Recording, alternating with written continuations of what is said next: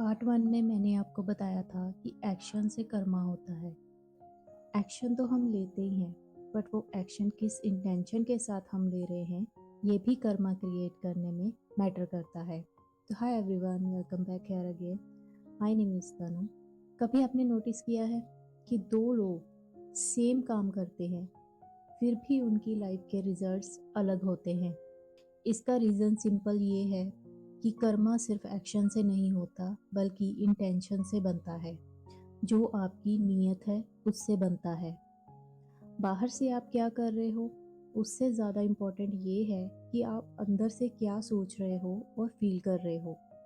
जैसे कि अगर आप किसी की हेल्प करते हो, लेकिन अंदर से एक्सपेक्ट करते हो कि लोग आपकी तारीफ करें या फिर आपको कुछ रिटर्न में मिले, तो वो एक अलग टाइप का कर्मा है।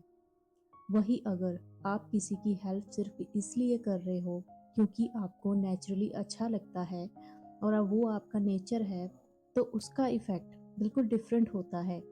काम सेम होता है, लेकिन अंदर की फीलिंग्स और नीयत सब कुछ चेंज कर देती है। इस बात को आप एक एग्जाम्पल से समझो।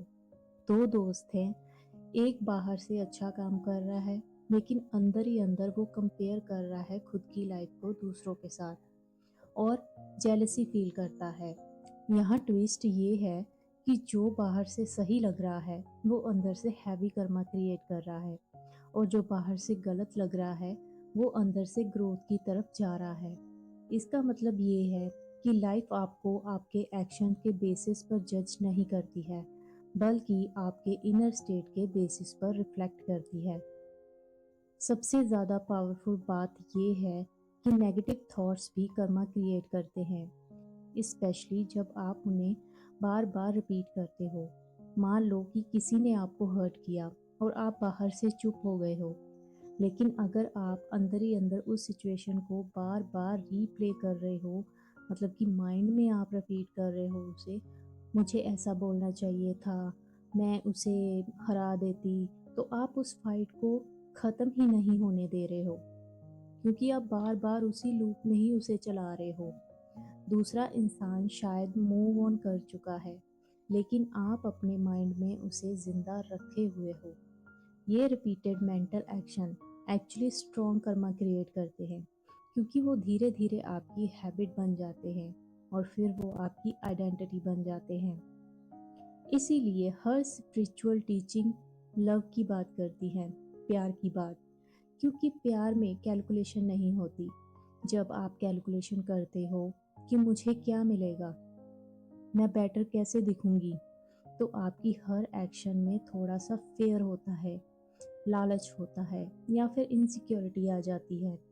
लेकिन जब आप नेचुरली एक्ट करते हो बिना ज़्यादा पर्सनल एजेंडा के, और कभी कभी रिग्रेट भी फील करता है। दूसरा शायद उतना परफेक्ट काम नहीं कर रहा, लेकिन उसके अंदर रिस्पेक्ट और सीखने का एटीट्यूड है, तो आपको अंदर हल्का फील होता है, जैसे एक माँ खाना बनाती है और अगर वो सिर्फ ड्यूटी समझ के ही बना रही हैं, तो उसे थकान होगी और इरिटेशन भी फील होगी। लेकिन अगर वो प्यार से बना रही हैं, तो वही काम उनके लिए हैवी नहीं लगेगा। यहाँ भी काम सेम ही है, लेकिन एक्सपीरियंस और कर्मा बिल्कुल अलग अलग है। एक और इम्पॉर्टेंट बात ये समझना ज़रूरी है कि कर्मा कोई पनिशमेंट सिस्टम नहीं है। लाइफ आपको पनिश या फिर रिवॉर्ड नहीं करती है, ये मैंने पहले भी आपको वीडियो में बताया है। कोई ऊपर बैठा अकाउंटेंट नहीं है जो आपके अच्छे और बुरे कामों का फल देगा या फिर सज़ा देगा। जो करते हो आप ही करते हो। अगर आपके अंदर कंफ्यूजन है, कंपैरिजन करते हो आप, और कांस्टेंट कैलकुलेशन है आपके अंदर, तो वही आपका एक्सपीरियंस बन जाता है। इसीलिए फोकस सिर्फ एक्शंस को राइट या रॉन्ग बनाने पर नहीं होना चाहिए आपका, बल्कि आपकी नीयत को समझने और क्लीन करने पर होना चाहिए।